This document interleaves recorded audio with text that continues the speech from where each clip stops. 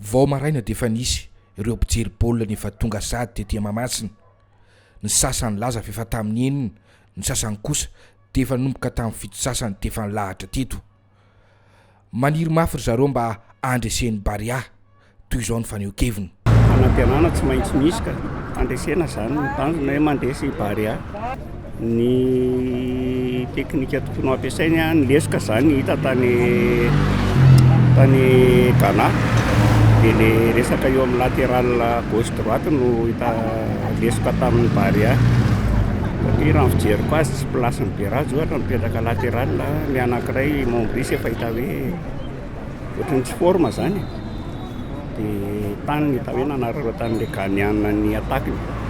Fa eo no tokony amboarin'ny mpanazatra zany, dia any amin'ny attaquant koa tokony hoe njiva no ampiarahana amin'le numéro 9 iny.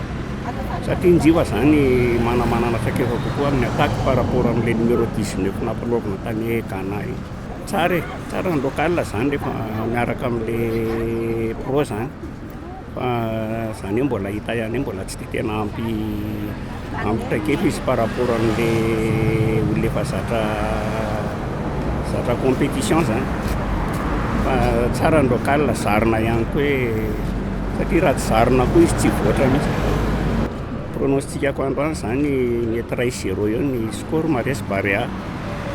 Ny afatra farany ho an'ny Malagasy toany koa ny antsika naresy na maresy zany, fa izay no maha-malagasy ny maro. Atsika zany tokony tsy ampy 10 dia tsy ampy défense.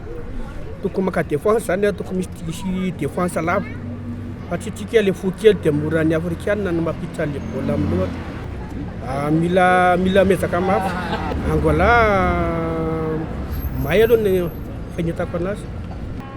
Maresy eo amin'ny 0-0. Tokony mba mandresy ny Barea androany satria mba manao baolina ny tanin-drazana. Ny pronostika fa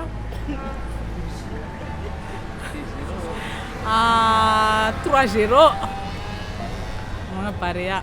Ny afatra tsika ampitaina amin'ny Barea dia mirary soa amin'ny Barea mba andresy androany mba asiana la baraka firenena dia alefa Barea.